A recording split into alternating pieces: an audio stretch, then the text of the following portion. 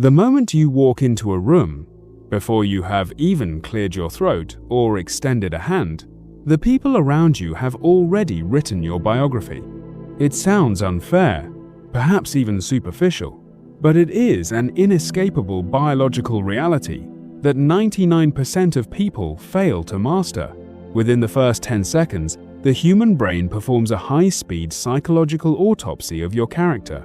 It calculates your social status, your confidence level, and your trustworthiness with startling precision. Most people enter a room with a wandering gaze, a nervous twitch, or a generic plastered-on smile that screams insecurity.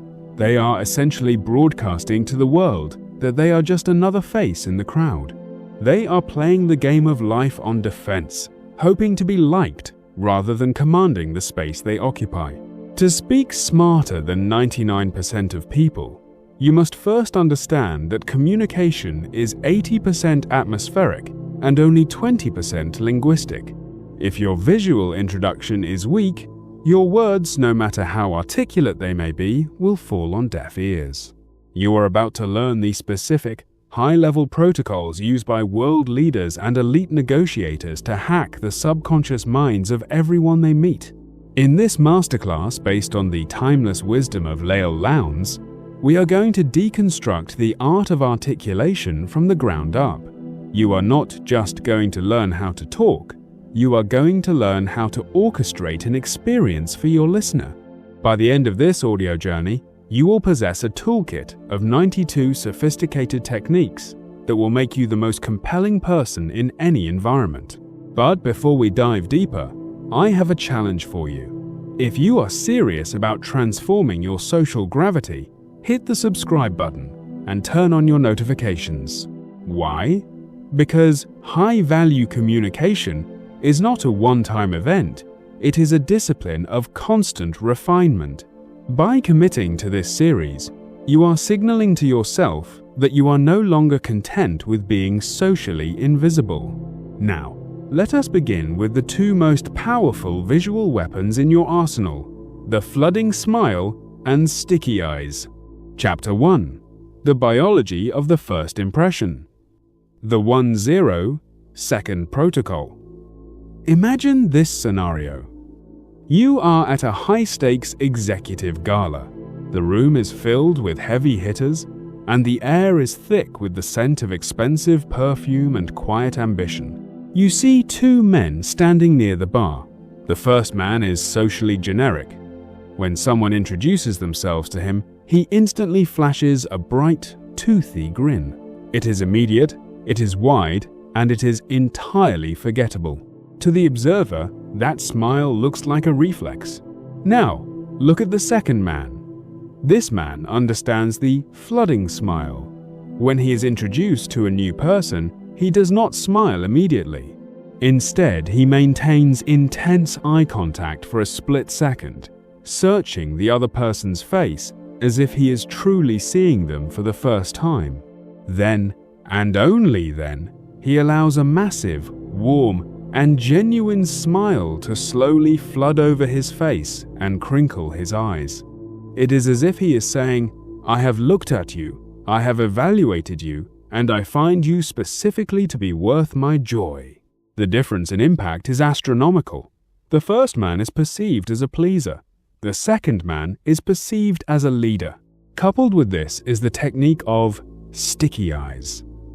Most people, when they finish a sentence, or when someone else starts talking, let their gaze bounce around the room like a pinball. This signals a lack of focus and a lack of power. Most people don't realize that the why behind these techniques is rooted in our evolutionary biology. Our ancestors had to determine, in an instant, if a stranger was a friend or a foe. A quick, reflexive smile is often a submissive display in the animal kingdom.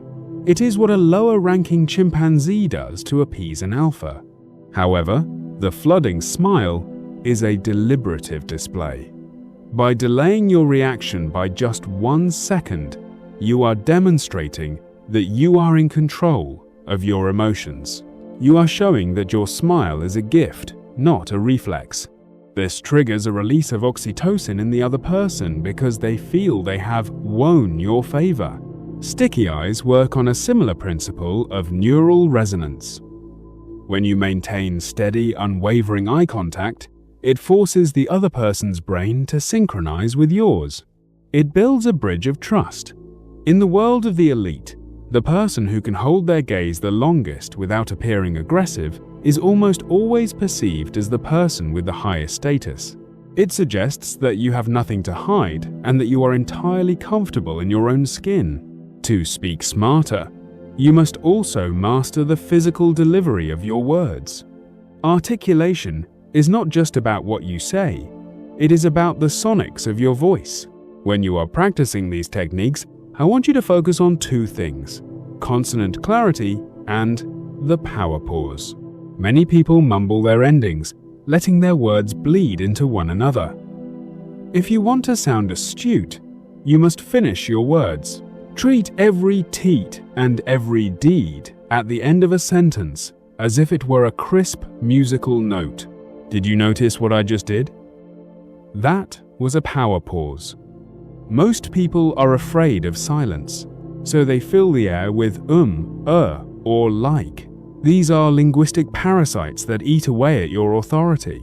A smart person is comfortable with the silence. They use it to let their points land.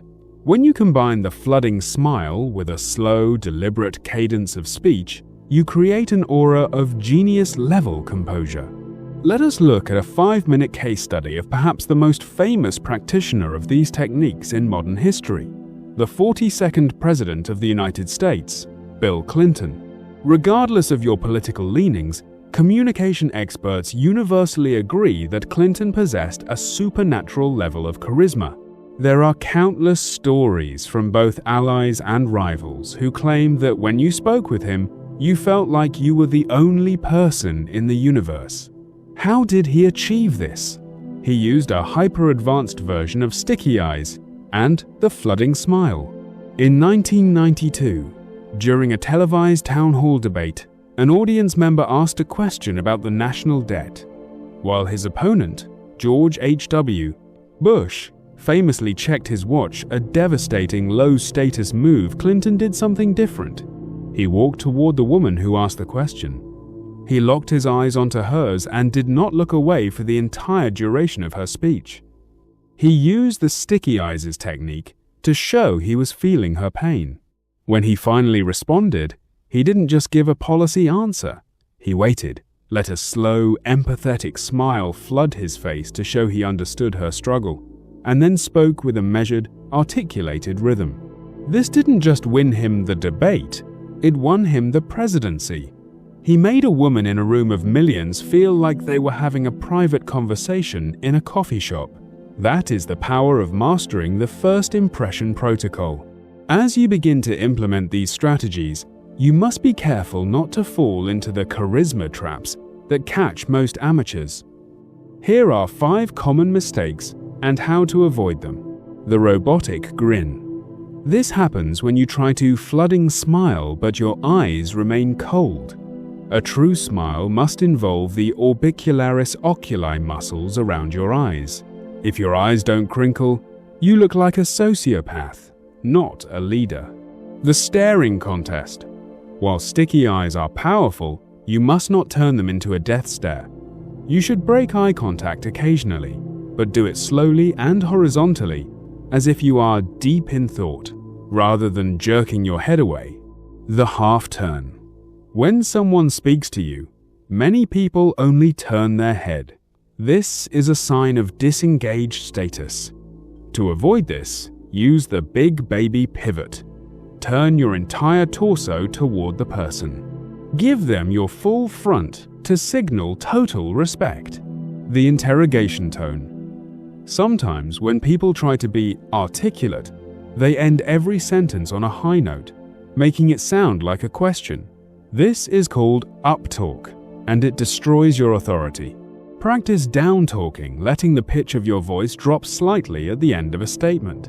The premature interruption. High-value people are never in a rush to speak. The most common mistake is starting your sentence before the other person has fully finished theirs. This signals anxiety.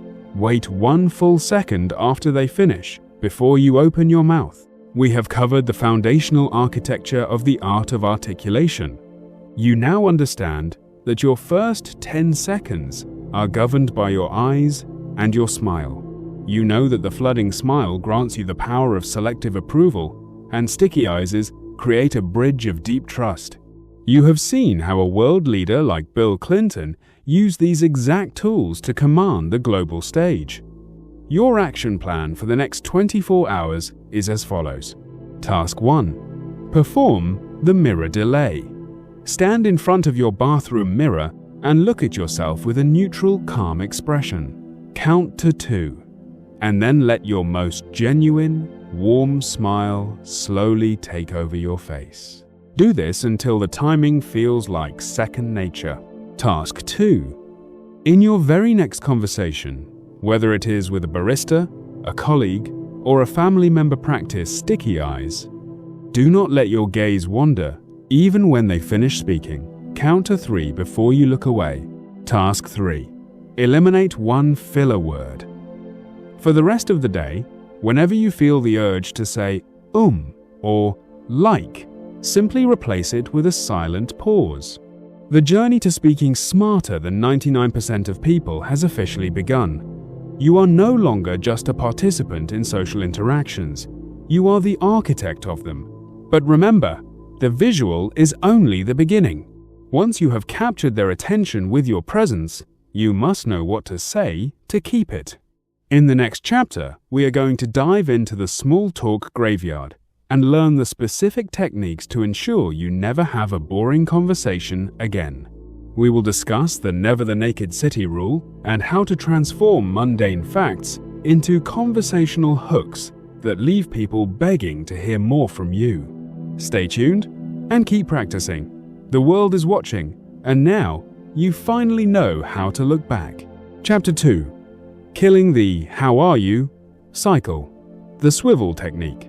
Most people walk through their daily lives as conversational ghosts, repeating the same hollow phrases until their social interactions become entirely devoid of meaning. You have heard it 1,000 times, and unfortunately, you have likely said it 1,000 times as well. Someone asks, "How are you?" And the response is a reflexive, "I am fine." Someone asks, "What do you do?" And the response is a stagnant, "I am an accountant."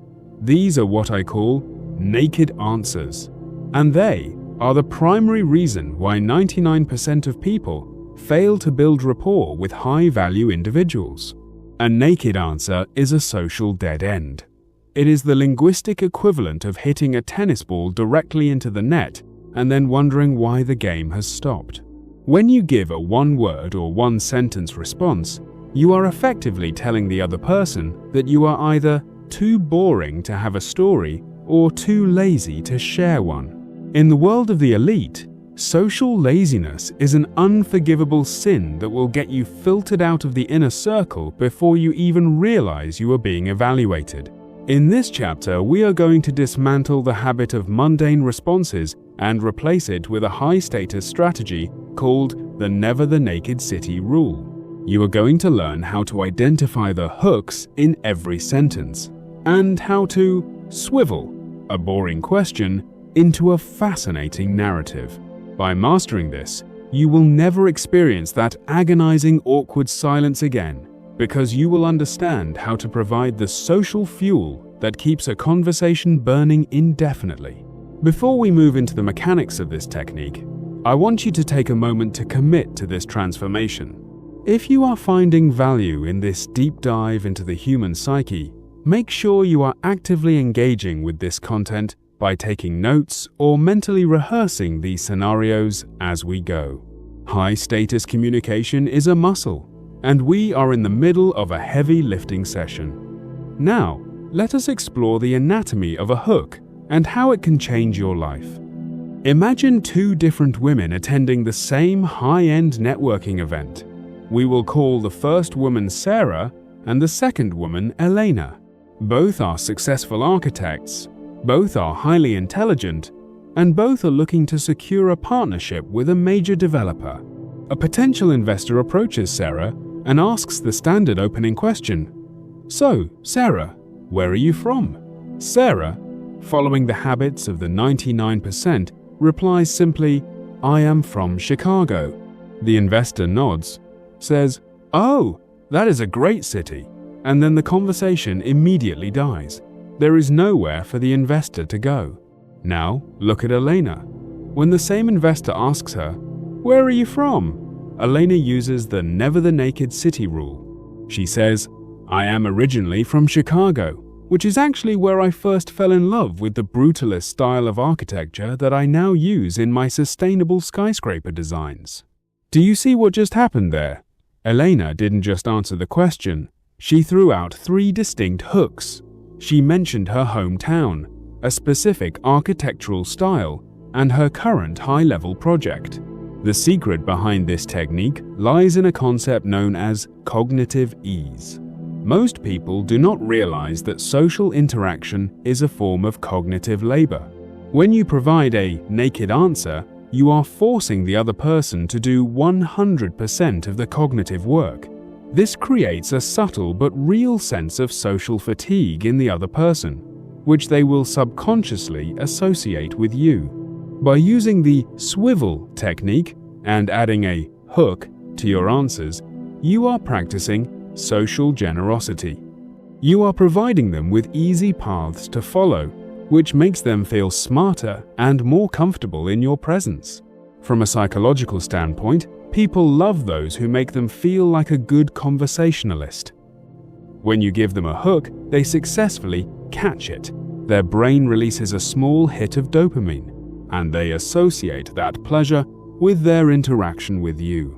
This is how you speak smarter, not by using big words, but by being the architect of a seamless, high-energy exchange. To deliver these hooks effectively, you must master the art of the add-on. When you are speaking, I want you to focus on your international rise. Many people deliver their answers with a falling cadence, which sounds like a door slamming shut. For example, saying, "I am from Chicago," with a falling tone sounds like a period at the end of a very short book. Instead, when you add your hook, you should use a slightly buoyant tone. Imagine that your sentence is a bridge that is still being built. You say the name of your city, and then you use a small linguistic swivel words like because, which, or but to bridge into the interesting fact. Focus on your vowel elongation. Do not rush through the hook. If the hook is the most interesting part of the sentence, give it the space it deserves. Speak with a rhythm that suggests you are enjoying the story you are telling. If you seem bored by your own life, you can be certain that your listener will be bored by it as well. Let us examine a 5-minute case study of a man who was a master of the swivel technique, Steve Jobs. While many people remember him for his keynote presentations, his true genius lay in his ability to never give a boring, naked answer in interviews or one-on-one meetings. In the early days of Apple, a journalist once asked him a very standard, mundane question: why should people care about a personal computer? A naked answer would have been something technical, such as, because it helps with word processing and spreadsheets. That is what a 99%er would say. But Jobs understood the never the naked city rule. He swiveled the question into a profound narrative. He replied, "I think a computer is the most remarkable tool that we have ever come up with. It is the equivalent of a bicycle for our minds." By using that hook, the bicycle for the mind, he transformed a boring technical question into a philosophical vision. He gave the journalist a vivid image to grasp onto. As you begin to implement the never the naked city rule, you must be careful not to overcorrect. Here are 5 common mistakes that can ruin your progress. The fact dumper. This is when you provide too many hooks at once. If you list 10 different things in one answer, the other person will feel overwhelmed and confused. Aim for 1 or 2 high-quality hooks per response. The me monster. Do not use your hooks as a way to brag or dominate the conversation. The purpose of a hook is to give the other person something to talk about, not to launch into a 20-minute monologue about your achievements. The negative hook. Avoid using complaining as your hook. Saying, "I am from Chicago, and the traffic there is absolutely miserable," is a hook, but it is a low-vibe hook. High-status people generally focus on hooks that are interesting, unique, or positive. The irrelevant pivot. Make sure your hook actually relates to the question asked. If someone asks where you are from and you swivel into a story about your favorite type of cheese, you will come across as socially fragmented or distracted. The interrogation mode. Sometimes people learn to give hooks, but they forget to ask for them in return.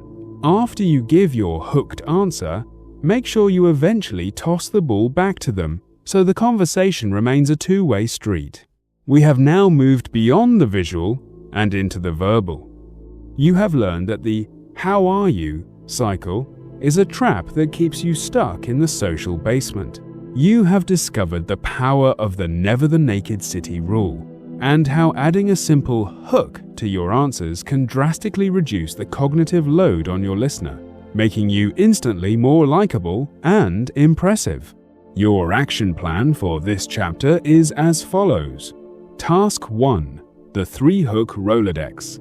I want you to take a piece of paper and write down the 3 questions you are asked most often. Now, write a hooked answer for each one that includes at least one interesting factoid or handle. Task 2. The 24-hour No Naked Answer Challenge. For the next 24 hours, you are strictly forbidden from giving a one-word answer to anyone. Every time someone asks you a question, you must swivel it and add at least one piece of social fuel to your response. Task 3. The active listener. During your next conversation, try to identify the hooks that the other person is giving you. If they don't give you any, practice asking a hook prompter like, "That is interesting. What is your favorite thing about that?" You are now equipped with the tools to navigate the small talk graveyard and emerge as a master of articulation. But being able to talk is only half the battle. If you want to truly speak smarter than 99% of people, you must learn how to synchronize your words with theirs. In the next chapter, we are going to explore the echo protocol and neuro-linguistic synchrony. I will show you how to become a conversational chameleon who can build deep, subconscious trust with anyone from a billionaire to a barista simply by mirroring the specific vocabulary they use. The art of articulation is becoming your second nature. Keep your eyes sticky, your hooked flooding, and your answers hooked. I will see you in Chapter 3. Chapter 3. Neuro-Linguistic Synchrony. The Echo Protocol. Have you ever wondered why you can speak the exact same language as someone else, yet still feel as though you are shouting across a massive echoing canyon? You use the same grammar, you use the same syntax, and you follow the same basic rules of logic, yet the connection simply never clicks. This happens because 99% of people are linguistically selfish. They operate out of their own private dictionary, using their own preferred metaphors and their own unique set of power words without ever considering the vocabulary of the person standing right in front of them. This creates a subtle but devastating us versus them barrier in the subconscious mind. When you use words that the other person wouldn't use, their brain flags you as an outsider or a stranger. You might be saying something brilliant, but because you aren't using their words, your message is being filtered through a lens of skepticism and distance. To speak smarter than the masses, you must learn to bridge this gap using a technique known as the Echo Protocol.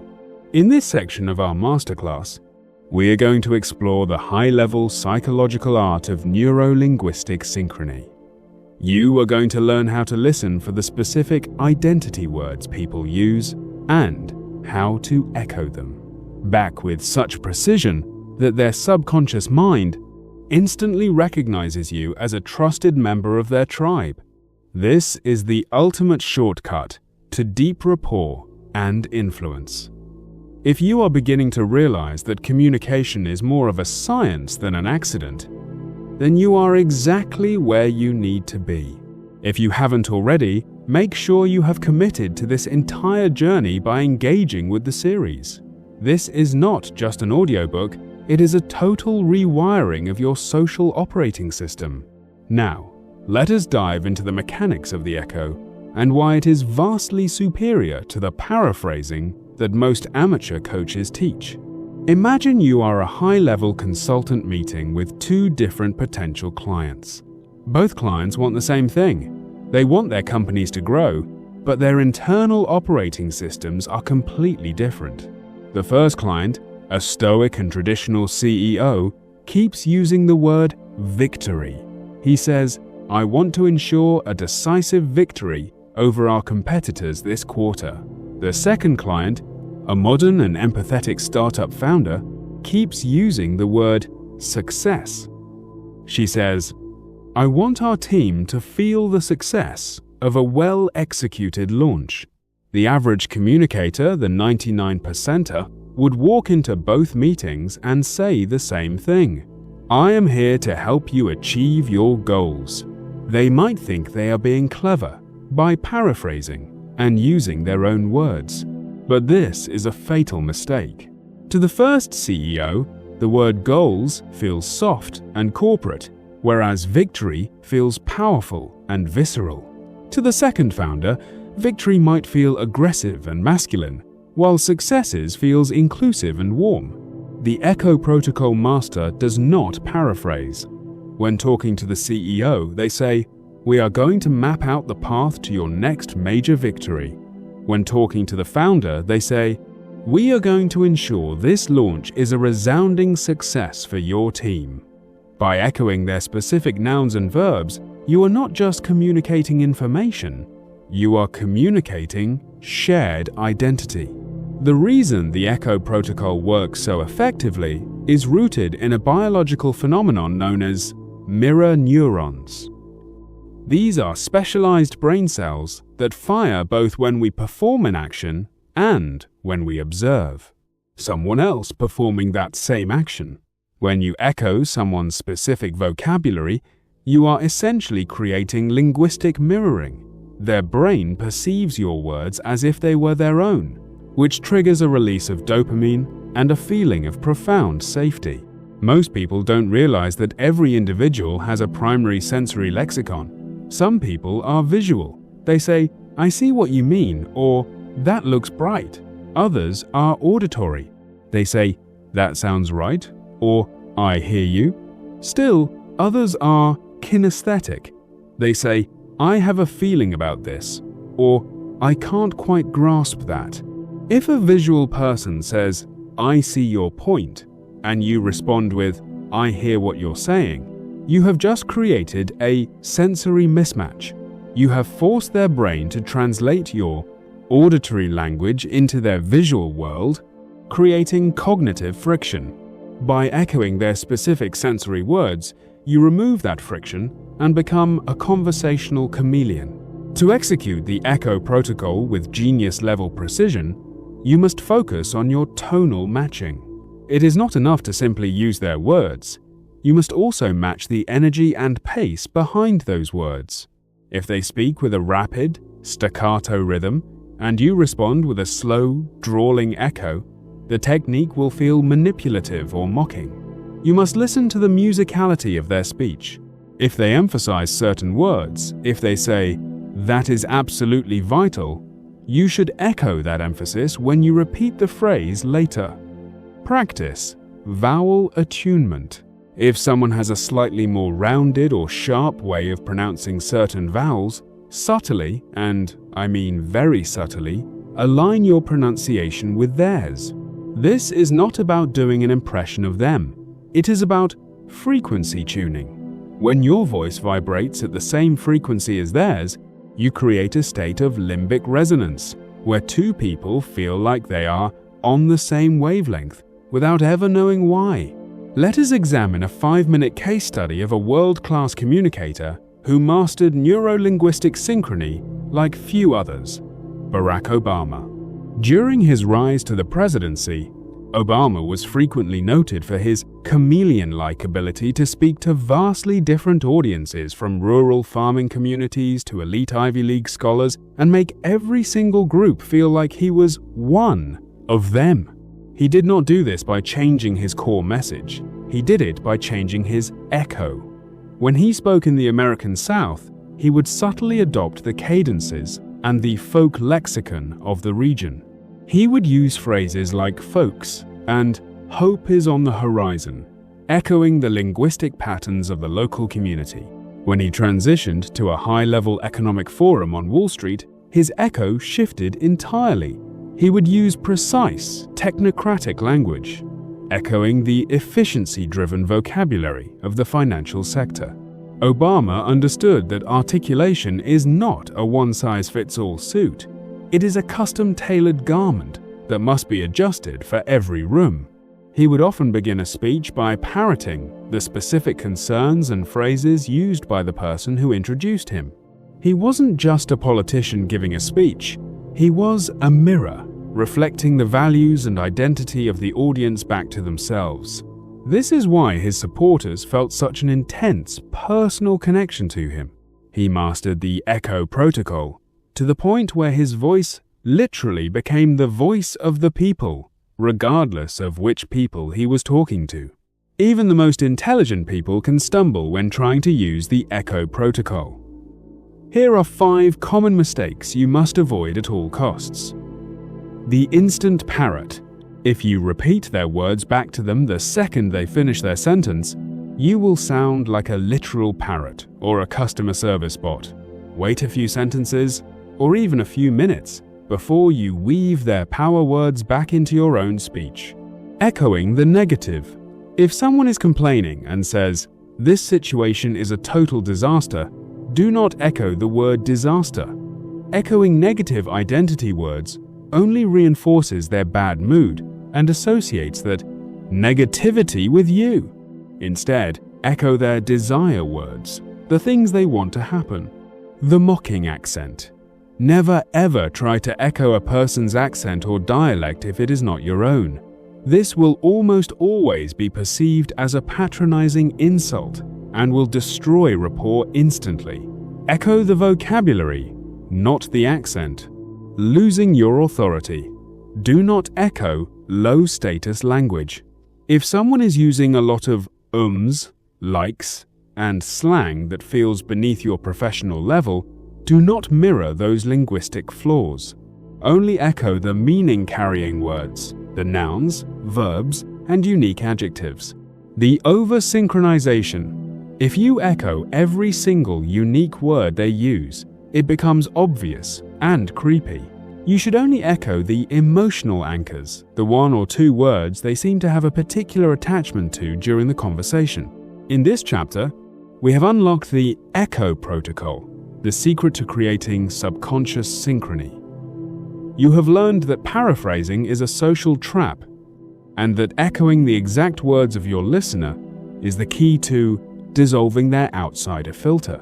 You have seen how mirror neurons govern our sense of belonging, and how Barack Obama used linguistic code switching to unite diverse groups of people under his banner. Your action plan for this chapter is as follows. Task 1. The vocabulary hunt.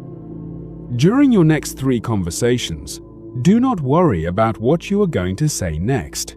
Instead, listen intently for 3 unique nouns or emotive adjectives that the other person uses.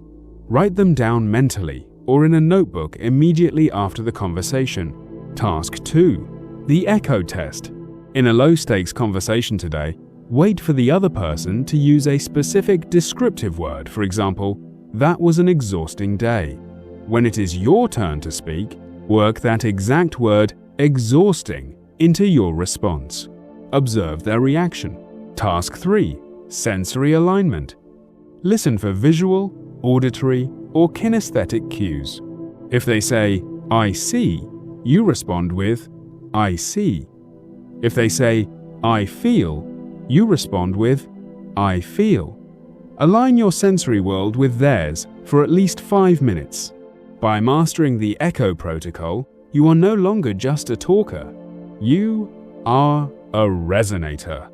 You are becoming the person that others find easy to talk to and remarkably insightful, even if you are mostly just reflecting their own brilliance back at them. But there is a final layer to this foundation of trust. Once you have their eyes, their smile, and their language, you must learn to navigate the physical space and handle the power dynamics of a group. In the next chapter, we will explore the spotlight and the big baby pivot. I will show you how to use your physical presence to command a room and how to handle newcomers in a way that makes you look like the undisputed leader of the group. The art of articulation is expanding into the art of presence. Continue your practice, and I will see you in Chapter 4. Chapter 4. The Power of Social Spatial Awareness. The Spotlight. Most people believe that they are seen the moment they begin to speak, but the truth is far more haunting than that. In any social environment, you are being judged by your spatial literacy long before a single vibration leaves your vocal cords. There is a phenomenon I call the social ghost syndrome, where individuals move through a room as if they are apologizing for the very space they occupy. They keep their shoulders hunched, they turn only their heads when addressed, and they maintain a physical guardedness that signals a lack of true authority.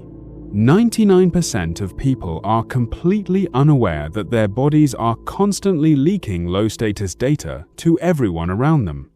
They appear fragmented, reactive, and ultimately dismissible. To speak smarter than the masses, you must first learn to occupy your physical domain with the absolute certainty of a sovereign ruler. You must understand that your torso is the control center of your charisma, and how you pivot that center determines whether you are perceived as a leader or a mere spectator in the theater of life. In this chapter, we are going to master the biology of presence. You are going to learn the big baby pivot, a high-level physical maneuver that forces people to perceive you as the most respectful and powerful person in the room. We will also explore the spotlight, a mental framework that allows you to control the flow of energy in a group dynamic. By the end of this section, you will no longer feel like a guest in social situations. You will feel like the host, regardless of whose house you are actually in. If you are beginning to feel the shift in your own confidence as we move through these protocols, I encourage you to share this journey with someone who also seeks to elevate their life. True mastery is often found in the ability to teach others what you have learned. Make sure you are subscribed so that you do not miss the sophisticated linguistic techniques coming in the later chapters. Now, let us dissect the most important physical movement you will ever make, the total body pivot. Imagine you are standing in a circle of 4 people at a prestigious business conference. You are all engaged in a deep discussion about global markets. Suddenly, a 5th person, perhaps a junior associate or a late-arriving executive, approaches the group to join. The 99%er, who we will call the reactor, will simply twist their neck toward the newcomer. Their feet stay planted toward the original group, and their shoulders remain fixed. This neck-only turn is a biological signal of exclusion. It says, "I see you, but I am not willing to give you my full attention or my protective energy." Now, imagine the master of articulation. When that same newcomer approaches, the master performs what Leil Lowndes calls the big baby pivot. They do not just turn their head, they swivel their entire torso, their hips, and their toes until they are fully front with the new person. This is exactly how we treat a precious infant who has just entered the room.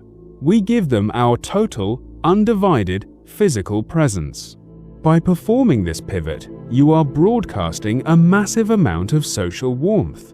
You are telling the newcomer, and everyone else watching, that you are so secure in your status that you can afford to give your full attention to anyone who enters your orbit. You become the social glue of the group. The newcomer instantly feels a sense of belonging, and they will subconsciously view you as the leader of that circle, simply because you were the one who physically authored their entry. To understand why the big baby pivot is so psychologically devastatingly effective, we must look at our evolutionary biology. Our torso contains all of our most vital and vulnerable organs: the heart, the lungs, and the stomach. For thousands of years, exposing your front to a stranger was a sign of immense trust and power. When you keep your body angled away from someone while only looking at them with your eyes, you are subconsciously shielding your vitals. This is a defensive, low-status posture. When you pivot your entire body towards someone, you are performing a vulnerability display. In the world of high-level psychology, vulnerability is often the ultimate expression of power. It says, "I am so confident in my position and my surroundings that I do not need to shield myself from you." This creates an immediate safe zone for the other person. Furthermore, by directing your spotlight, the imaginary beam of energy coming from your chest directly at them, you are triggering a propinquity effect. They feel a physical pull toward you. Most people don't realize that being articulate involves your ribs and your hips just as much as your tongue and your teeth. Your physical pivot must be synchronized with what I call sonic direction. When most people speak, they let their voice leak out in all directions. To speak smarter, you must project your voice along the same line as your torso. Think of your words as a physical object that you are placing directly into the other person's space. When you perform the big baby pivot, wait until your feet are fully planted before you begin your first sentence. This creates a moment of visual anticipation. Use a resonant chest voice. By keeping your torso open and your shoulders back, you allow your diaphragm to expand fully. This gives your voice a deeper, more astute quality. Avoid the tight throat sound that comes from being physically hunched. When your body is open, your voice is open. And when your voice is open, it carries the weight of authority. Practice speaking from your center rather than from your mouth. This makes every word sound like it was forged in the core of your being rather than just tossed out as an afterthought. Let us examine a 5-minute case study of a man whose physical presence was so legendary that it was said to have changed the morale of an entire nation: Winston Churchill. Churchill was not a tall man, nor was he conventionally athletic. Yet he commanded every room he entered with a gravitational force that was almost tangible. Communication historians often point to his frontal engagement as the key to his charisma. Churchill never sidled into a room. He would enter with his chest leading the way, often with his hands on his lapels, effectively widening his physical profile. When he was approached by anyone, whether it was a king or a coal miner, he would perform a version of the big baby pivot that was so deliberate it became known as the bulldog turn. He would square his entire frame toward the speaker, giving them the full weight of his attention. This made people feel as though they were being bathed in a high-intensity spotlight. During the dark days of World War II, this physical certainty was a form of communication in itself. He didn't just speak about victory, he moved like victory. He occupied space as if he owned the geography of the room and the geography of the future.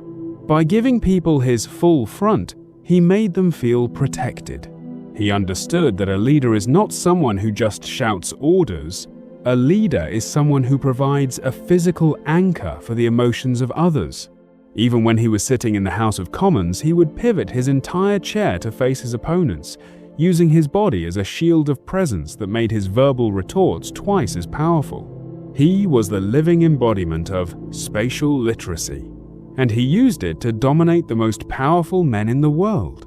As you begin to master your spatial awareness, you must be careful not to appear aggressive or unnatural. Here are 5 common mistakes that spatial amateurs make. The loomer. This is when you pivot towards someone but stand too close, invading their personal intimacy zone. Always maintain at least 2 to 3 feet of space. You want to give them your front, not your breath. The huddle block. This occurs when 2 or 3 people stand in a closed circle, literally locking their shoulders to prevent anyone else from joining. This is the hallmark of insecure, low-status groups. High-status people always leave their circle slightly open, like a U shape, inviting others to enter. The fidgeting feet. While your torso might be pivoted, your feet might be tapping or pointing toward the exit. This leakage signals that you are anxious to leave. To speak smarter, your feet must be as articulate as your words keep them still and pointed at your partner. The head lead. This is when your head turns first and your body follows 2 seconds later. This makes you look like a social predator or someone who is calculating. The head and the torso should move as one single fluid unit. The ghosting exit. Many people are good at entering a conversation but terrible at leaving. They fade away or start backing up while still talking. This destroys the authority you have built. When you leave, perform a final, intentional pivot. Offer a parting gift of a smile and walk away with purpose. In this chapter, we have transitioned from what you say to where you stand. You have learned that the big baby pivot is the ultimate sign of social respect and psychological power. You have discovered that your torso is a spotlight that can make others feel like the most important person in the world. You have seen how Winston Churchill used his physical occupation of space to project a sense of national destiny. Your action plan for this chapter is as follows. Task 1. The full front coffee run. The next time you order a coffee or interact with a cashier, do not just look at them. Pivot your entire body, from your toes to your shoulders, to face them squarely before you say hello. Notice how their level of service and engagement changes. Task 2. The U-shape audit. At your next social gathering or meeting, look at how the groups are standing. If you find yourself in a closed circle, intentionally step back half a foot and open your shoulders to transform the O into a U. Observe who feels comfortable joining your space. Task 3. The doorway pause. Before you enter any room today, stop for 1 second at the threshold. Set your spotlight, your chest forward, take a deep breath to widen your frame, and then enter with a ready-to-pivot mindset. You are now physically prepared to handle the weight of high-status communication. You are no longer ghosting through your life. You are anchoring it. But as you become more physically dominant, you must also become more verbally precise. In the next chapter, we will enter the world of verbal precision and the rich word strategy. I will show you how to strip the weak and common adjectives from your vocabulary and replace them with elite adjectives that make you sound like an intellectual heavyweight without appearing like a know-it-all. Your presence is set. Now, it is time to sharpen your blade. I will see you in Chapter 5. Chapter 5. Verbal Precision, the Rich Word Strategy. If you examine the daily dialogue of the average person, you will find that they are living in a state of self-imposed linguistic poverty. Most individuals rely on a shockingly small social vocabulary of about 500 words to navigate 90% of their lives. They describe every positive experience as nice, every successful project as good, and every interesting idea as cool. While these words are functional, they are the verbal equivalent of grey wallpaper. They disappear into the background the moment they are uttered. When you use the same utility words as everyone else, you are inadvertently signaling that your thoughts are also utility grade. You are telling the world that you lack the precision to distinguish between a pleasant afternoon and an exquisite one. To speak smarter than 99% of people, you must treat your words as the jewelry of your mind. You must understand that a single, well-placed, rich word can do more to establish your authority than an hour of rambling, common speech ever could. In this segment of our transformation, we are going to master the rich word strategy. You are going to learn how to audit your own speech for lexical leaks and how to replace your blah adjectives with elite adjectives that command instant respect. We will explore how to build a personal thesaurus that feels natural rather than forced, ensuring you sound like a sophisticated thinker rather than a person who is simply trying too hard to be clever. If you have made it this far, you are already demonstrating the focus of the top 1%. To ensure you continue this momentum, I want you to engage with this material actively. Share one weak word you are committed to retiring in the comments or in your personal journal. By publicly or privately declaring your intention, you are making a psychological contract with yourself to elevate your standard of articulation. Now, let us dive into the power of high-definition language. Imagine you are a venture capitalist sitting across from two different entrepreneurs. Both have developed a similar piece of software designed to streamline hospital logistics. You ask the first entrepreneur how the initial pilot program went. He smiles and says, "The pilot was really good. The doctors liked it, and the results were quite nice. It was a very interesting experience for our team." While his answer is positive, it leaves no lasting impression on your brain. The words good, nice, and interesting are empty calories. Now, imagine the second entrepreneur. When asked the same question, she pauses for a deliberate second and says, "The pilot was transformative. The medical staff found the interface exceptionally intuitive, and the efficiency gains we recorded were truly formidable. It was a rigorous test for our team, but the outcome was profoundly validating." Notice the difference in your internal theater of the mind. The word transformative suggests a fundamental change. Intuitive explains why they liked it. Formidable suggests a weight and a power that good simply cannot capture. Validating tells you about the emotional impact. The reason the rich word strategy is so effective is based on a psychological principle known as semantic saturation. This occurs when a word is used so frequently that it loses its ability to trigger a mental image or an emotional response. When someone says, "Have a nice day," your brain doesn't actually process the word nice. It simply acknowledges the social script and moves on. When you substitute a common word for a rich one, you wake up the listener's brain. Because the word is unexpected, their prefrontal cortex must engage to process its meaning and its nuance. This creates a micro-engagement that makes you more memorable. Furthermore, there is a strong halo effect associated with a sophisticated vocabulary. To deliver rich words effectively, you must avoid the dictionary dumper trap. This is when someone uses a big word but says it with such hesitation or such a rushed tone that it sounds like they are quoting a book they don't understand. To speak smarter, you must learn to taste your words. When you use a rich word like meticulous or unprecedented, I want you to slow down just slightly. Treat the word as if it is a heavy gold coin that you are placing on the table. Focus on your vowel resonance. By articulating the word physically, you give it the psychological weight it deserves. Remember, an elite word delivered with a mumble is a wasted opportunity. An elite word delivered with precision is a command.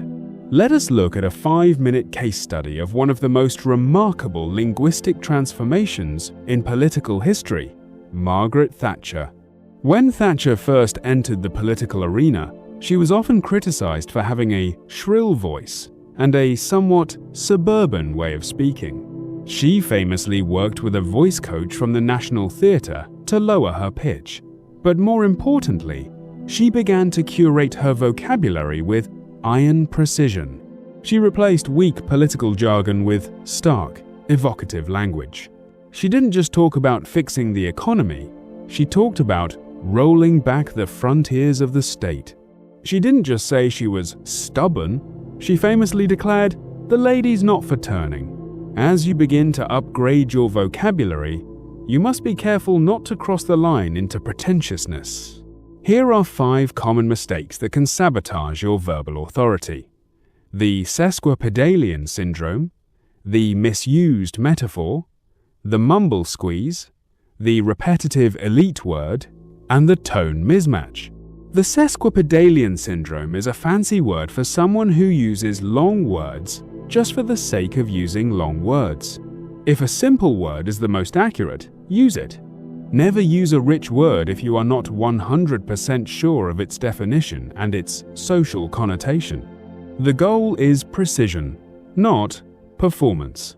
In this chapter, we have explored the biology of verbal precision. You have learned that lexical poverty is a choice and that rich words are the keys to unlocking a higher status in the minds of your listeners. Your action plan for this chapter is as follows. Task 1. The weak word audit. For the next 3 hours, be hyper-aware of how many times you use the words good, bad, nice, and really. Task 2. The daily 3 substitution. Select 3 rich adjectives that resonate with your personality. Words like astute, meticulous, robust, compelling, or seamless. Commit to using each of these words at least once in your conversations. Today, Task 3. The high-definition description. The next time someone asks you how your day was or how a project is going, do not use a single common adjective. Force yourself to find a precision word that accurately describes the specific texture of the experience. You are now sharpening your verbal blade. You are beginning to sound like the person you are becoming, a person of genius-level articulation. But a sharp blade is useless if you do not know how to read the room and listen for the subtext. In the next chapter, we're going to dive into the psychology of the detective. I will show you how to move beyond echoing and into the realm of active discovery, where you learn to listen for the things people aren't saying. The art of articulation is your new superpower. Refine your words, and the world will refine its opinion of you. I will see you in Chapter 6. Chapter 6. The Parrot and the Detective, the Rapport Accelerator. Most people believe they are good listeners, yet the reality is that 99% of individuals are merely waiting for their turn to speak. They engage in what psychologists call the narcissistic loop, where they spend the entire time another person is talking simply preparing their own next sentence. They look for any small opening, any tiny crack in the conversation, so they can pivot the topic back to their own experiences, their own opinions, and their own lives. This creates a profound sense of conversational loneliness in the other person. When you spend your time planning your response rather than absorbing the transmission, you are essentially telling the speaker that their thoughts are merely a waiting room for your own brilliance. To speak smarter than the masses, you must learn to kill the interrogator within you and replace him with the detective.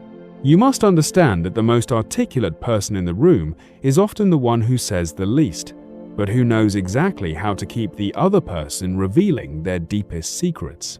In this chapter, we are going to explore the parrot technique and the detective mindset. You are going to learn how to keep a conversation flowing for hours without ever having to come up with a new topic of your own. We will discuss how to use simple repetition to bypass the social masks people wear, and how to listen for the clues that reveal a person's true passions. By mastering these protocols, you will become the person that everyone wants to talk to, because you will provide them with something rarer than gold, the experience of being truly understood. Imagine you are at a dinner party, and you find yourself sitting next to a very successful but somewhat guarded investment banker. The average person, the 99%er, will immediately fall into interrogation mode with bullet point questions like, "How long have you been in banking?" And where did you go to school? After 3 or 4 of these bullet point questions, the banker feels like he is being audited by the IRS, gives short, clipped answers, and the conversation eventually dies. Now, imagine the detective. Instead of asking a new question, the detective simply parrots the banker's last few words. By simply repeating the last 2 or 3 words as a question, you force the banker to provide more detail without ever having to invent a new question. The reason the parrot works so effectively is that it taps into the venturing instinct of the human mind. Most people are hesitant to share too much detail because they don't want to bore their listener. But when you parrot their last words, you are giving them explicit permission to go deeper. From a neurological perspective, this technique bypasses the social filter of the prefrontal cortex and speaks directly to the emotional memory of the speaker. By repeating their specific choice of words such as grueling or difficult, you are validating their emotional state. This is far more powerful than saying, "I understand," because the parrot is a demonstration. Furthermore, this allows you to act as a detective. While they are expanding on their parroted point, you are looking for clues, the specific words they say with more energy, the topics that make them lean in, and the subjects that cause them to look away. To master the parrot, you must focus entirely on your inquisitive inflection.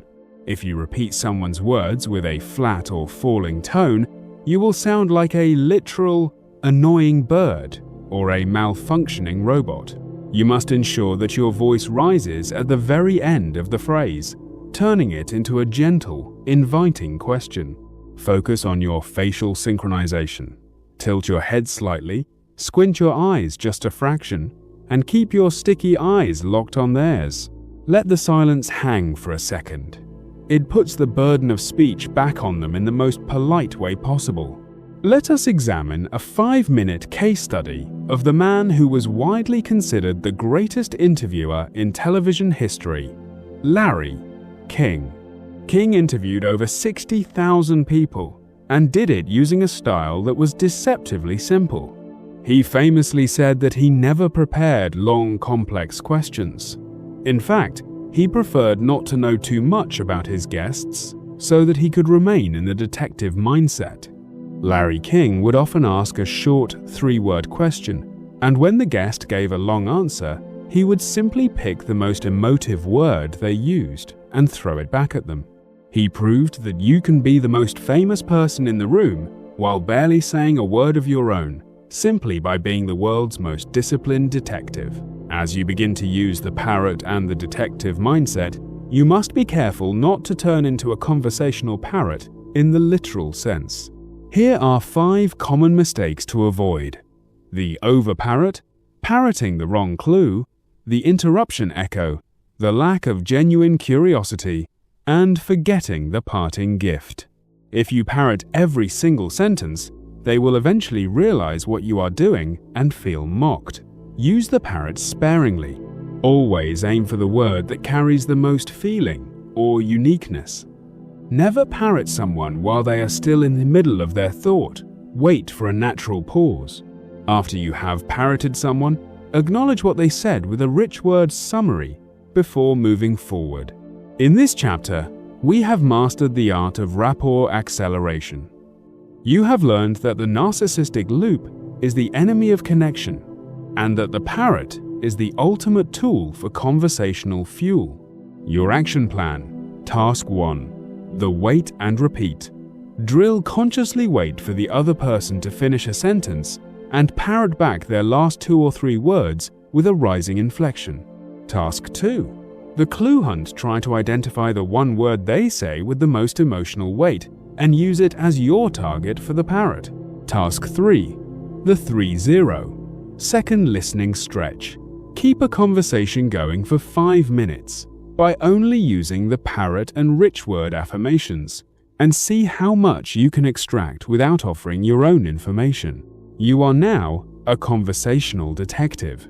You have the power to make anyone feel like the center of the universe, and in doing so, you become the most articulate and sophisticated person in their eyes. But there is a level of rapport that goes even deeper than listening. It involves the social engineering of your reputation. In the next chapter, we will explore the grapevine glory and the killer compliment.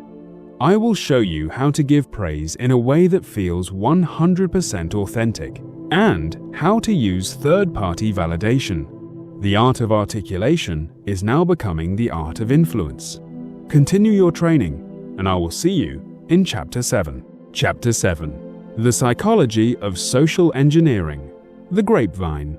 Most people believe that the fastest way to someone's heart is through a direct compliment, yet this is often the fastest way to trigger their manipulation alarm.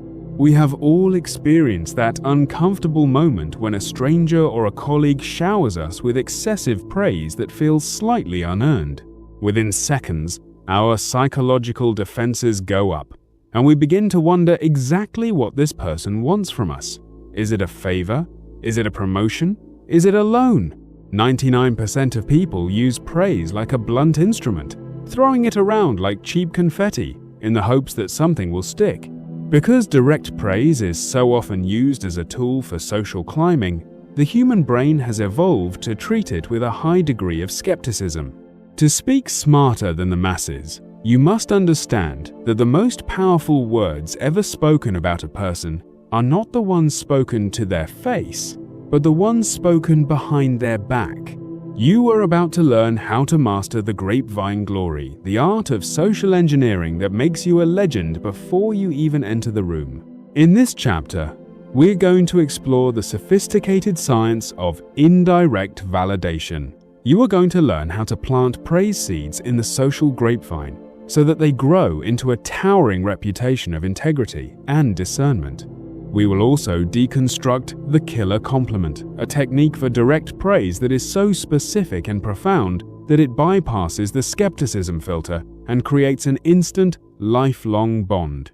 If you are beginning to see how these techniques are not just about talking, but about engineering your entire social reality, then you are ready for the next level.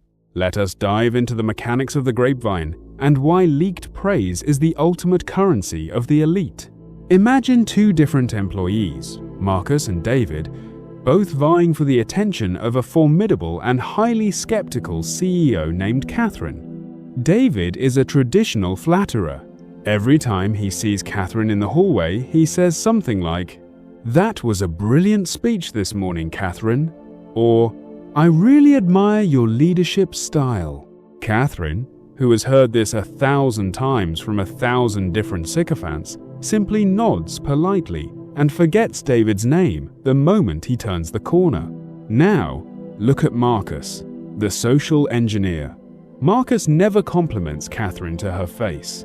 Instead, Marcus finds Catherine's most trusted assistant, or perhaps a long-term client, and says, "You know, I was analyzing Catherine's recent decision on the merger, and the level of strategic foresight she showed was absolutely meticulous. I have never seen anyone balance those kinds of risks so elegantly." Marcus knows that this praise seed will inevitably travel. The assistant will eventually say to Catherine, "By the way, Marcus was saying some very astute things about your merger strategy today." When Catherine hears this, her manipulation alarm never goes off. Why? Because Marcus didn't say it to her. He had no obvious reason to lie to the assistant. Therefore, the praise is perceived as 100% authentic. The reason the grapevine glory works so effectively is rooted in a psychological mechanism known as the ego defense. When someone praises us directly, our ego immediately asks, "What is the catch?" However, third-party validation bypasses this entire defense system. When we hear that someone spoke well of us in our absence, it feels like the objective truth. This is why leaked praise carries 10 times the emotional weight of a direct compliment. Additionally, we must discuss the killer compliment. When you do praise someone directly, 99% of people focus on the obvious things like looks, wealth, or general success. A high-status communicator looks for the hidden excellence.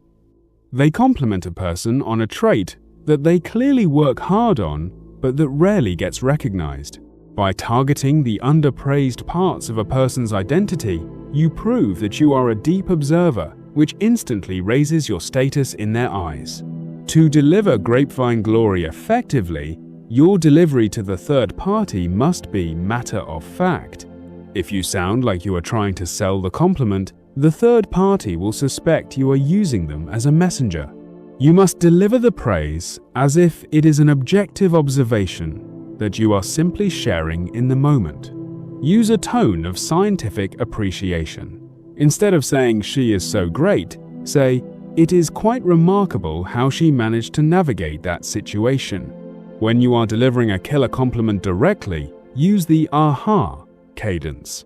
This is when you act as if you have just realized something profound about the person in real time. Start your sentence with a small, thoughtful pause. Then say, "You know, I just realized what makes your work so compelling. It is the way you prioritize clarity over complexity." By framing the compliment as a newly discovered truth, you make it feel organic and deeply personal. Avoid the high-pitched, excited tone of a fan. Maintain the low-frequency resonance of a peer who is simply acknowledging excellence. Let us examine a 5-minute case study of perhaps the most brilliant social engineer in American history, Benjamin Franklin. When Franklin was sent to the French court to secure an alliance during the American Revolution, he was an outsider in a world of extreme linguistic sophistication and social intrigue. He knew that if he walked up to the French aristocrats and started begging for help or giving them direct flattery, he would be laughed out of the room. Instead, Franklin used the grapevine with surgical precision. He would attend salons and speak to the social connectors, the women who ran the influential intellectual circles of Paris. He would speak glowingly of the French ministers to their friends, knowing the praise would reach them. He also used a variation of the killer compliment by focusing on the French people's love of liberty and intellectual bravery rather than their military power. By the time he met with the king and his ministers, Franklin's reputation had already been engineered as that of a wise, humble, and deeply appreciative philosopher. He proved that you can move the world not by pushing people, but by pulling them through the sophisticated use of indirect influence. As you begin to engineer your social grapevine, you must be careful not to look like a gossip or a manipulator. Here are 5 common mistakes to avoid. The inauthentic leak. If you tell someone something positive about a person you clearly dislike, the messenger will see right through you. Your indirect praise must be rooted in at least a kernel of genuine observation. The messenger pressure. Do not say, "Make sure you tell him I said that." This immediately reveals your motive and destroys the grapevine glory. The magic of the grapevine is that it must feel accidental. The vague valuing. Saying, "He is a good guy," is a weak praise seed. To speak smarter, be specific. Say, "The way he handled that crisis showed a level of composure that is extremely rare." The compliment sandwich. Many people try to hide a criticism between 2 compliments. This is a low-status move that makes people distrust your praise entirely. The recognition hunger. If you plant a praise seed and the person doesn't acknowledge it or thank you later, do not get frustrated. The social engineer plays the long game. You are building a reputation infrastructure, not looking for a thank you card. In this chapter, we have moved into the high-stakes world of social engineering. You have learned that the most effective praise is the praise that you leak into the grapevine. Your action plan for this chapter is as follows. Task 1. The weekly leak. Identify one person in your professional or social circle whose respect you want to earn. Find a third-party connector who is close to that person. This week, mention one specific, high-level trait you admire about the target to that connector. Then, walk away. Task 2. The hidden trait hunt. For the next 24 hours, look at the people you interact with and ask yourself, what is a virtue they have that people rarely compliment? Is it their punctuality, their precise language, their ability to stay calm? Task 3. The killer compliment delivery. Choose one person and deliver that hidden trait compliment using the aha cadence. Watch how their body language shifts from guarded to open in real time. You are no longer just a speaker. You are a reputation architect. You are learning to control the social climate around you through the strategic use of high-value praise. But as your status grows, so will the frictions of your life. You will eventually face awkward questions, social pressure, and people who want to break your composure. In the next chapter, we will explore the broken record and handling social friction. The masterclass continues. Your influence is expanding. I will see you in Chapter 8. Chapter 8. The broken record and handling friction. Have you ever found yourself cornered by an invasive question or a pushy individual, only to feel your pulse quicken as you desperately try to fabricate an excuse? Most people, when faced with social pressure, fall into what I call the explainer's trap. They believe that if they can just provide a logical enough reason for their no, the other person will finally respect their boundary. However, in the world of high-stakes psychology, explaining is often a subtle admission of weakness. When you provide a reason, you are effectively giving the other person a handle to grab onto so they can begin to negotiate with your reality. 99% of people crumble in these moments because they lack the stoic vocal cords required to hold their ground. They mumble, they stutter, and they eventually surrender their time or their privacy because they are terrified of a brief moment of social friction. To speak smarter than the masses, you must learn that no is a complete sentence, and that your most powerful weapon against a persistent intruder is the unwavering consistency of a broken record. In this chapter, we are going to master the broken record technique and the art of stoic resistance. You are going to learn how to set ironclad boundaries without ever raising your voice or appearing aggressive. We will explore the why behind social persistence and how to neutralize verbal bullies by using the same polite, firm phrase until their energy simply evaporates. By the end of this session, you will possess the social armor necessary to protect your peace in any environment, from a prying relative at dinner to a high-pressure salesperson in a boardroom. If you are beginning to feel the power that comes with absolute verbal control, ensure that you are documenting these exercises. The art of articulation is not a spectator sport. It requires you to actively implement these scripts in your daily life.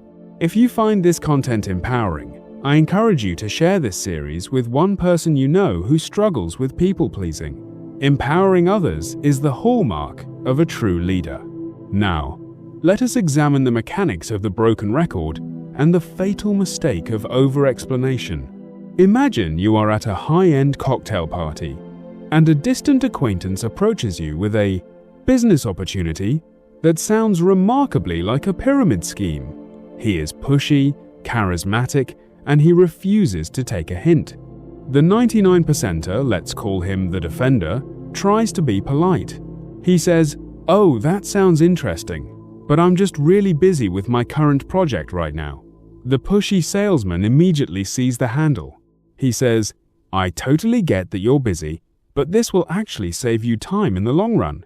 Can we just hop on a 10-minute call on Tuesday?" The defender is now trapped. He gave a reason, busy, and the salesman solved that reason. He tries again. "Well, I don't really have the extra capital to invest right now." The salesman swivels again. "That's the best part, you don't need capital." By trying to explain his no, the defender has entered a negotiation he cannot win. He eventually agrees to the call just to make the friction stop. Now imagine the stone wall. When the salesman asks for the call, the stone wall uses the broken record. He says with a warm, steady smile, "I appreciate the offer, but I have a personal rule against joining new ventures at this time. The salesman tries the same busy swivel. The stone wall does not change his words. He says, I understand that, but, as I said, I have a personal rule against joining new ventures at this time. The salesman tries a different angle, perhaps questioning why the rule exists. The stone wall repeats the exact same phrase, with the exact same tone. I hear you, but I have a personal rule against joining new ventures at this time. By the third repetition, the salesman's brain experiences pattern exhaustion. There is no handle for him to grab. There is no logic for him to pick apart. He is hitting a stone wall that is perfectly polite but utterly unmoving. Eventually, he will simply say, "Okay, I respect that," and move on to an easier target. The stone wall has won the encounter without ever being rude, simply by being articulate in his consistency. The reason the broken record is so psychologically devastating is because of a concept called pattern exhaustion. Most social interactions are based on variable responses. When we talk to someone, we expect them to adapt their language to our questions. This adaptation is where the pushy person finds their leverage. When you refuse to adapt, when you repeat the exact same linguistic pattern, you are effectively removing the social oxygen they need to keep the fire of the argument burning. Furthermore, we must understand the logic of refusal. In the mind of the 99%, a no requires a why. But in the mind of the elite 1%, a no is a boundary that requires no justification. The moment you offer a why, you are inviting the other person to judge whether your reason is good enough.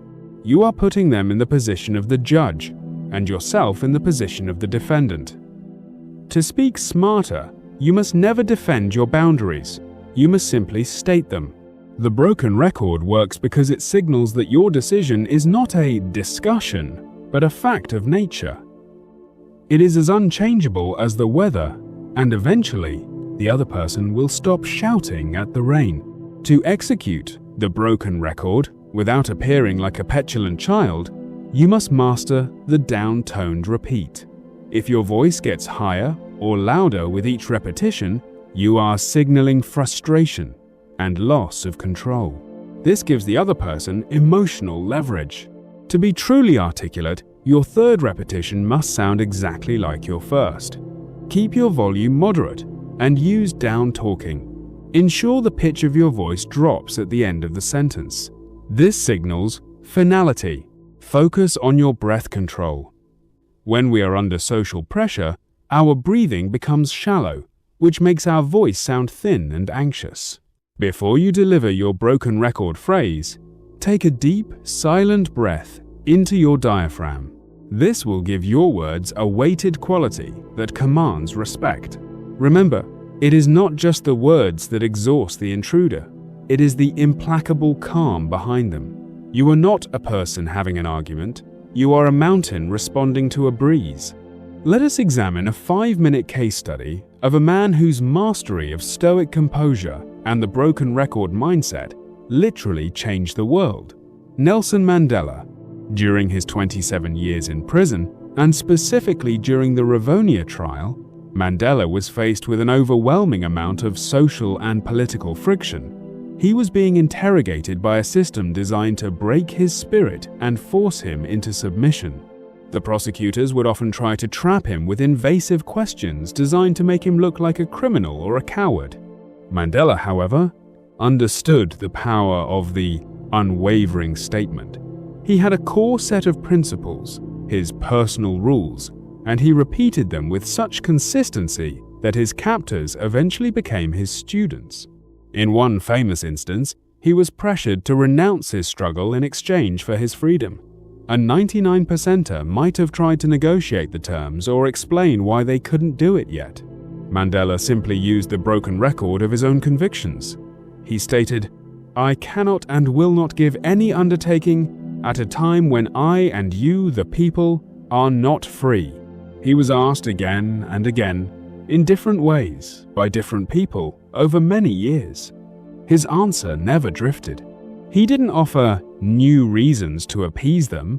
He simply held the same linguistic line. This consistency created a halo of integrity around him that made the apartheid government look frantic and disorganized by comparison. He proved that when you are willing to stand by your words without explanation, your words eventually become a reality that others must accept.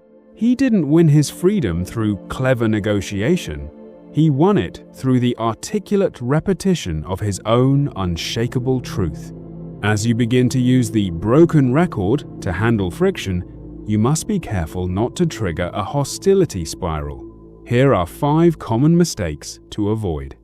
The angry repeat. If you sound annoyed, the other person wins because they have successfully disturbed your peace. Your tone must remain as calm and bland as a weather report. The word switch. If you change even 2 words in your phrase, you have broken the pattern exhaustion effect. The words must be identical to signal that the conversation is not evolving. The uptalk inquiry. Never say your broken record phrase with a rising pitch at the end. If it sounds like a question, you are asking for their permission to have a boundary. It must be a statement. Breaking eye contact. When you are repeating your phrase, keep your sticky eyes locked on theirs. If you look down or away, you are signaling shame or submission. Look at them with warm stoicism. The "I'm sorry" prefix. Do not start your refusal with "I'm sorry." You have nothing to apologize for when setting a boundary. "I'm sorry" signals that you are doing something wrong, which gives the pushy person a moral handle to guilt trip you. In this chapter, we have built your social armor. You have learned that explaining is a form of social submission, and that the broken record is the most effective tool for neutralizing persistent pressure. You have discovered the psychology of pattern exhaustion and how Nelson Mandela used principled consistency to defeat an entire system of oppression. Your action plan for this chapter is as follows. Task 1. The boundary script. Identify one person in your life who consistently pushes your boundaries or asks invasive questions. Write down one polite, firm, one-sentence refusal. For example, "I appreciate your interest, but I'm not open to discussing my private finances." Task 2. The wall practice. Say your boundary script out loud 20 times in front of a mirror. Focus on making the 20th time sound exactly like the first time. Eliminate all uptalk and apologetic tones. Task 3. The salesperson test. The next time you encounter a pushy salesperson or a telemarketer, do not hang up immediately. Instead, use the broken record, state your refusal, and when they swivel, repeat it exactly. See how many repetitions it takes before they give up. You are now a person of immovable articulation. You have the power to say no with such grace and such firmness that the world has no choice but to respect it. But as you become a master of your own boundaries, you must also learn how to build instant intimacy with those you actually want to let in. In the next chapter, we will explore the premature we and instant rapport. I will show you how to use linguistic shortcuts to bypass the stranger phase and move straight into the inner circle of anyone you meet. Your social armor is set. Now it is time to build your social bridge. I will see you in Chapter 9. Chapter 9. The premature we. Instant intimacy. The most agonizing distance in the human experience is not measured in miles, but in the psychological gap between two people who have just met. Most individuals spend weeks, months, or even years trapped in what I call social limbo, that polite, formal, and sterile phase of a relationship where every word is weighed for its correctness. In this state, you are two separate islands, cautiously shouting across a cold ocean of me and you. 99% of people wait for a permission slip from time itself before they allow themselves to become intimate or familiar with a new, Acquaintance. They believe that rapport is something that must be earned through a long, grueling process of shared history. But to speak smarter than the masses, you must understand that closeness is not a chronological result. It is a linguistic assumption. You possess the power to build a bridge across that ocean in a matter of seconds, simply by changing your pronouns. You are about to learn the premature we, the most potent neurological shortcut for transforming a stranger into a lifelong ally. In this chapter, we are going to explore the high-level art of relationship future pacing. You are going to learn how to bypass the awkward stranger phase by using plural pronouns that suggest a pre-existing bond. We will discuss the propinquity effect and how you can use linguistic anchoring to make someone feel as though they have known you for a decade, even if you met only 10 minutes ago. This technique is used by master negotiators and world-class seducers to create instant intimacy in high-pressure environments. If you are ready to stop being a guest in other people's lives and start becoming a partner, then this chapter is your manifesto. Before we proceed into the mechanics of this intimacy hack, I want you to take a moment to reflect on your current network. Are you surrounding yourself with people who challenge you to speak better? If not, join our community by leaving a comment below with your biggest social win so far. Engaging with this series is the first step toward a master-level life. Now let us dive into the psychology of us and our. Imagine you are at a high-level creative brainstorming session. You are working with a new graphic designer named Julian, whom you have never met before today. The project is difficult, and the tension in the room is palpable. The 99%er, the island communicator, will maintain a strict linguistic boundary. They will say things like, "Julian, I like your idea for the logo, but I think you should try a different font. When can you have that done for me?" This language is grammatically perfect, but it is psychologically divisive. It reinforces the hierarchy and the distance. Julian feels like a service provider, and you feel like a client. There is no shared soul in the work. Now, imagine the intimacy architect. Instead of using I and you, they use the premature we. They say, "Julian, this logo is coming along beautifully. How can we make this font feel more iconic? I want to make sure our vision really pops when we present this to the board next week." By using we, our, and us, you have effectively married your interests to his. You have moved him from being a stranger for hire to being a teammate in a foxhole. This premature we creates a sense of shared destiny. The reason the premature we is so effective is based on a psychological principle known as the propinquity effect, which states that people tend to form closer bonds with those they perceive as being in their inner circle. Most people believe this is about physical distance, but in the age of digital communication, it is increasingly about linguistic proximity. When you use plural pronouns, you are future pacing the relationship. From a neurological standpoint, using we triggers the release of oxytocin, the bonding hormone. It signals to the amygdala, the brain's fear center, that this person is a friend rather than a stranger. When you say, "We should try that restaurant," sometime you are creating a shared future. This reduces the social friction that usually accompanies new introductions. You are effectively hacking the timeline of human connection. The smarter you are, the more you realize that you don't need a history with someone to make them feel like you have one. You only need the right pronouns. To deliver the premature we without sounding like a manipulative cult leader, you must master what I call the plural glide. If you overemphasize the word we, it sounds forced and salesy. The word we should be delivered with a light, collaborative breath. It should slip into the sentence as if it were the most natural thing in the world. Instead of saying, "We need to do this," say, "I think we might find this interesting." Focus on your collaborative cadence. Your voice should have an inclusive warmth. When you say us or our, lean in slightly. This is the physical counterpart to the linguistic bridge you are building. Use soft tonal endings. Instead of the down-talking we used for boundaries in the last chapter, use a slightly upward and inviting tone when discussing shared goals. This makes the we feel like an invitation rather than a command.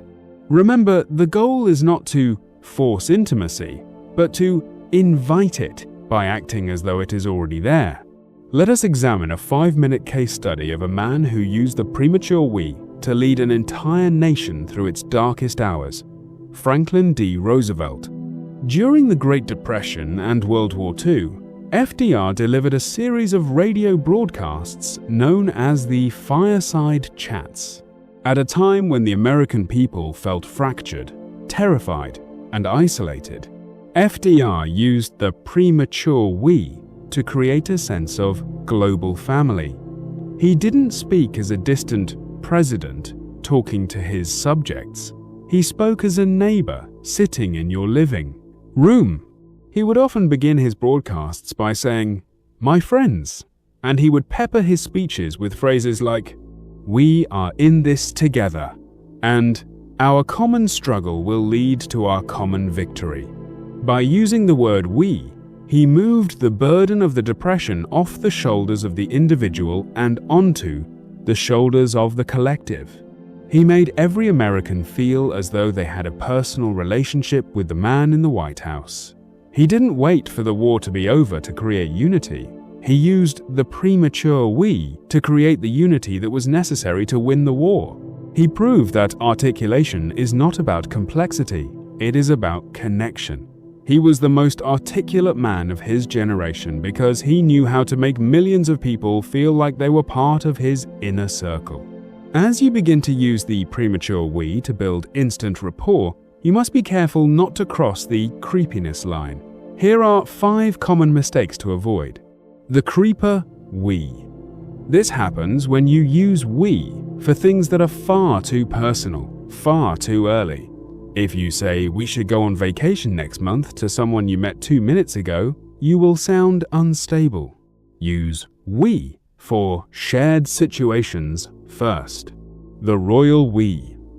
This is when you use we to refer only to yourself, making you sound like a pompous aristocrat. We are hungry, when you mean I am hungry, is a social disaster. We must always include the listener. The blame shift we. Never use we to describe a mistake that was entirely your fault. Saying "we really messed up that report when you were the only one writing it" is a low-status move that breeds resentment. The aggressive we. Do not use we to pressure someone into a decision they aren't ready for. The we should always feel like an us against the world, not an I am forcing you. The inconsistent we. If you use we and then immediately switch back to I and you, the moment a conflict arises, you will be seen as untrustworthy. True intimacy articulation requires you to stay in the we, even when things get difficult. In this chapter, we have unlocked the linguistic bridge to intimacy. You have learned that social limbo is a choice, and that the premature we is the ultimate shortcut to deep rapport. You have discovered the propinquity effect, and how plural pronouns trigger the bonding chemicals in the human brain. You have seen how FDR used the power of we to unite a nation and move them toward a shared destiny. Your action plan for this chapter is as follows. Task 1. The pronoun pivot. In your very next introduction or meeting, identify a shared goal or a shared enemy, even something small like the bad weather. Use the word we or our to describe your shared experience within the first 3 minutes. Task 2. The future pace invitation. Mention a future activity using inclusive language.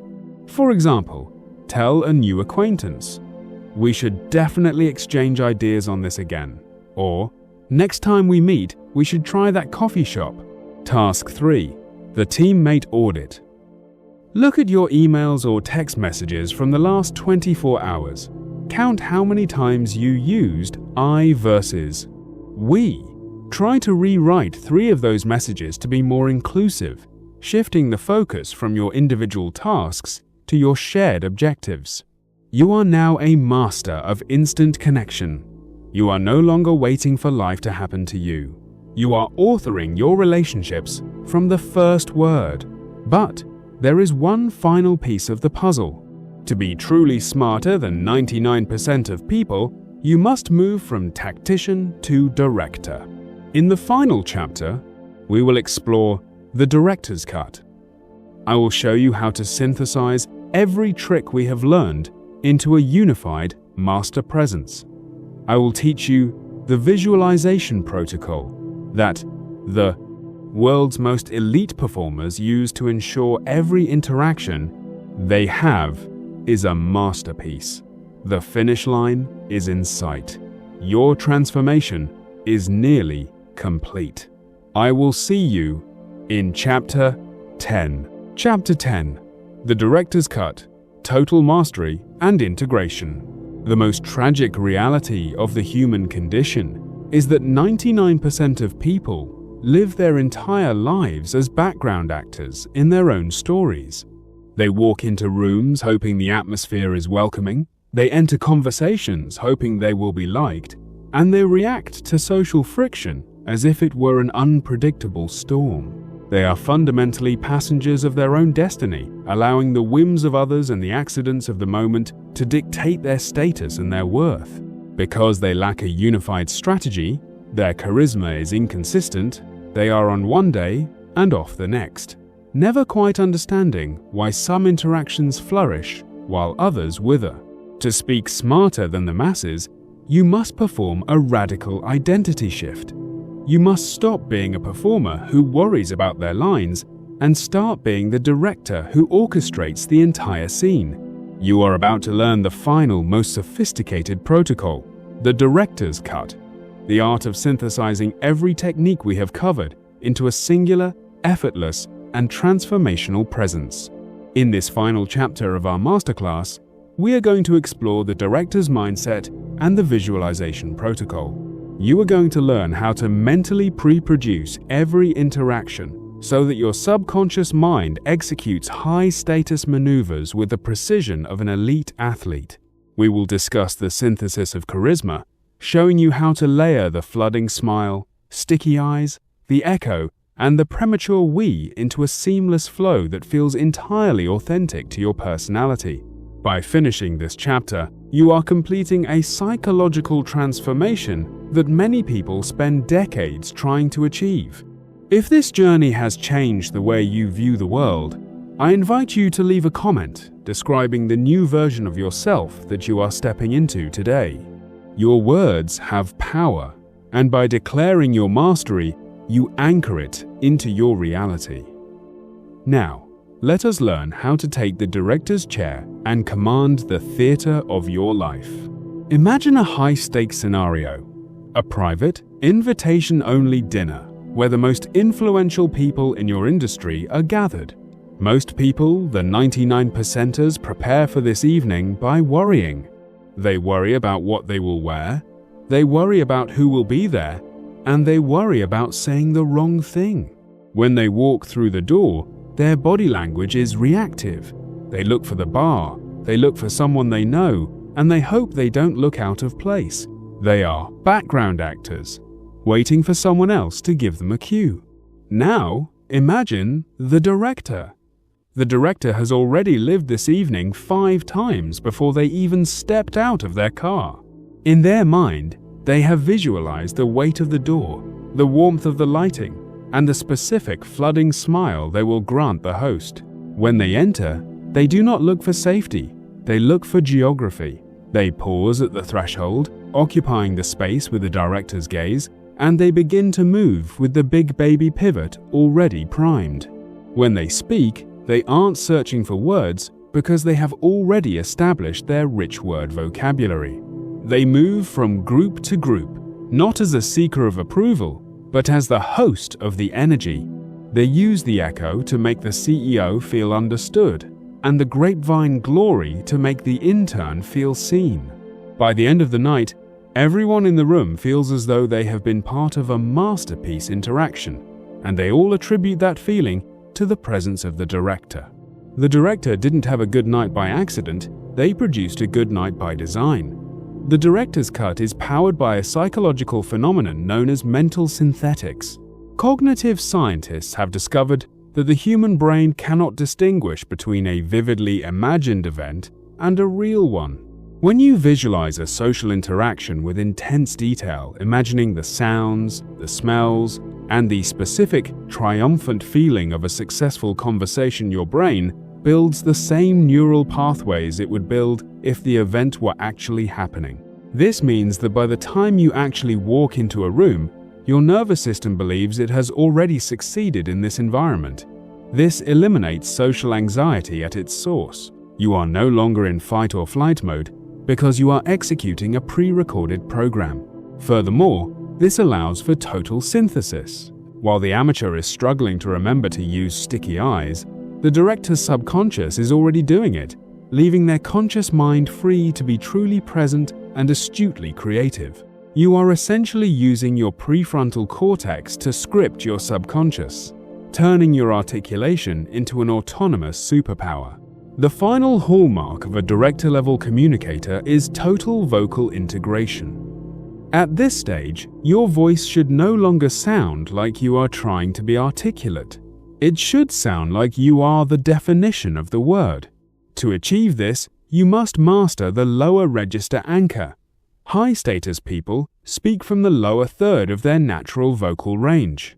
This suggests a weighted authority and a lack of desperation. Practice speaking your sentences as if they are irrefutable truths. Focus on your rhythmic variability. Do not be monotone.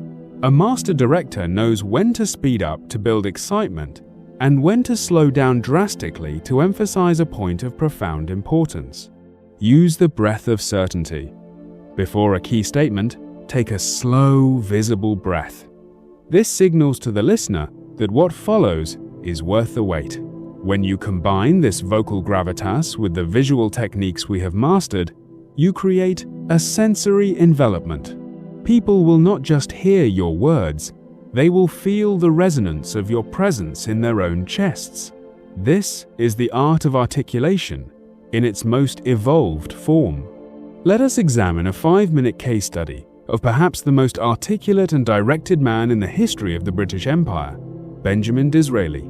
Disraeli was an outsider in every sense, an author and a man of Jewish descent in a rigid, aristocratic society.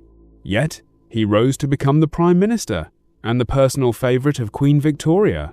How did he do it? He was a master director. Disraeli understood that the Queen, despite her power, was often lonely and bored by the stiff and utilitarian language of her ministers. While his rival, William Gladstone, spoke to the Queen as if she were a public department, Disraeli spoke to her as if she were a legendary heroine. He used the director's cut to orchestrate every meeting. He would visualize the specific killer compliments he would use, often focusing on her astute political mind rather than her royal status. He famously said, "Everyone likes flattery, and when you come to royalty, you should lay it on with a trowel." But he didn't use cheap flattery. He used the grapevine glory and the premature we to make the Queen feel like they were partners in the grand drama of the empire. He directed her emotions by being the most vivid and articulate person in her orbit. By the end of his career, he had not just won her favor, he had authored a version of the British monarchy that was more colorful and powerful than it had been in decades. He proved that even if you are born an extra in the story, you can become the director if you master the language of human desire and the protocols of elite presence. As you transition into the director's mindset, you must be careful not to lose the human element. Here are 5 common mistakes that can turn a master director into a social robot. Over-rehearsal stiffness. The cold authority, ignoring the script of others, the main character syndrome, and failure to post-produce. Constant refinement is the path to genius-level skill. A great director listens to their actors, includes social warmth, and leaves room for spontaneous magic, while also reflecting after every interaction for further improvement. We have reached the end of our architectural blueprint for genius-level communication. You now possess a toolkit that 99% of the population doesn't even know exists. You have the flooding smile for entry, the sticky eyes for trust, the swivel for conversation, the echo for rapport, the pivot for presence, rich words for authority, the parrot for discovery, the grapevine for reputation, and the broken record for boundaries. Finally, you have the director's cut to tie them all together. Your final action plan. The 2-1 day challenge is as follows. Week 1. The visual foundation. Focus exclusively on your flooding smile, sticky eyes, and big baby pivot. Master your physical entry into every room. Week 2. The verbal upgrade. Implement the swivel, rich words, and the echo protocol. Focus on stripping away weak adjectives and replacing them with precision language. Week 3. The strategic influence. Practice the grapevine glory, the premature we, and the broken record. Start engineering your social environment and protecting your boundaries with stoic calm. Every night of these 21 days, I want you to spend 5 minutes in the director's chair. Visualize the next day's interactions. See yourself move. Hear yourself speak. Feel the resonant authority in your voice. You are no longer an accidental participant in the world. You are an articulate force of nature.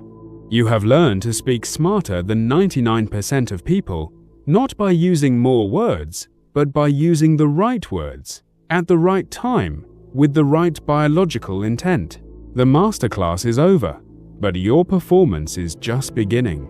The world is your stage, and the director's cut is now in your hands. Go out and speak your reality into existence. I am your communication coach, and it has been an exquisite honor to guide you through this transformation. Now, take your seat in the director's chair.